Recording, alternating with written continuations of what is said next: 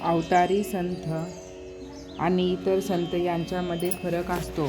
अवतारी संत हे ज्ञानेश्वर महाराजांसारखे किंवा समर्थासारखे असतात.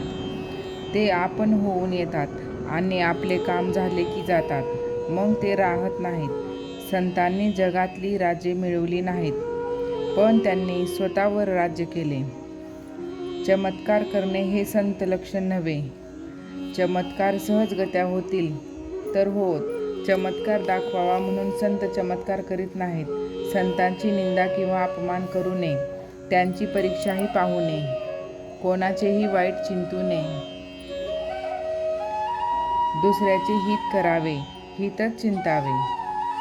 उत्तम हित नामा वाचून अन्य कशातही नाही.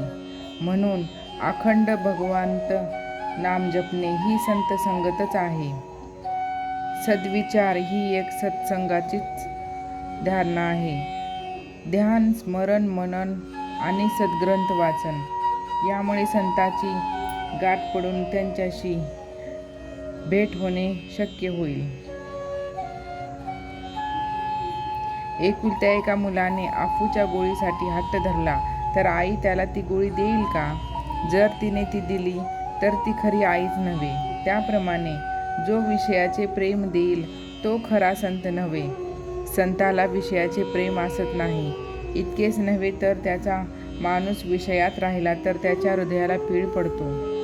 कुत्रा हाड चगळीत असताना आपल्याच तोंडातले रक्त पिऊन ते त्या हाडातून येत आहे असे समजतो आणि शेवटी त्यातच मरतो. हे पाहून जितके वाईट वाटेल त्याच्या 10 पट नव्हे अनेक पट आपण विषयमग्न असलेले पाहून संतांना वाईट वाटते.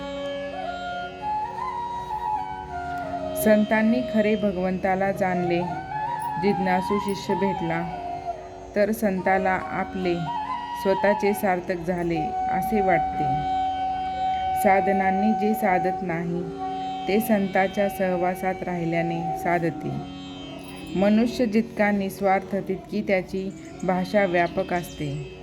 तुमच्या आमच्या घरातले लोकसुद्धा आपले ऐकत नाहीत, पण संतांची वाणी सर्व जगावर परिणाम करते, कारण ते सर्वव्यापी असते.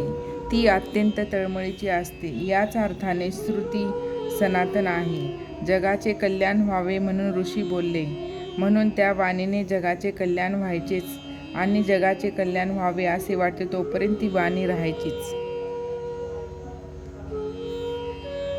आहे त्यात समाधान मानणे. कोणाचेही द्वेष मत्सर न करणे. सर्व भगद्रूप मानणे. निरभिमान राहणे. सदोदित भगवंत नामस्मरण करणे आणि संत सज्जन सद्गुरू यांच्याविषयी पूज्य भाव ठेवणे. या गोष्टी आचरणात आणणे हाच परमार्थ होय. यात कोणती गोष्ट अवघड किंवा खर्चाची आहे?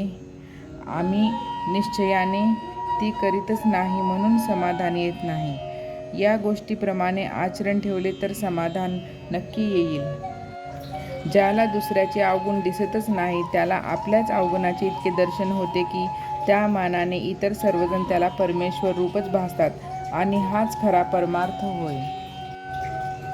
आणि परमार्थामध्येच आपली प्रगती झाली असे समजावे.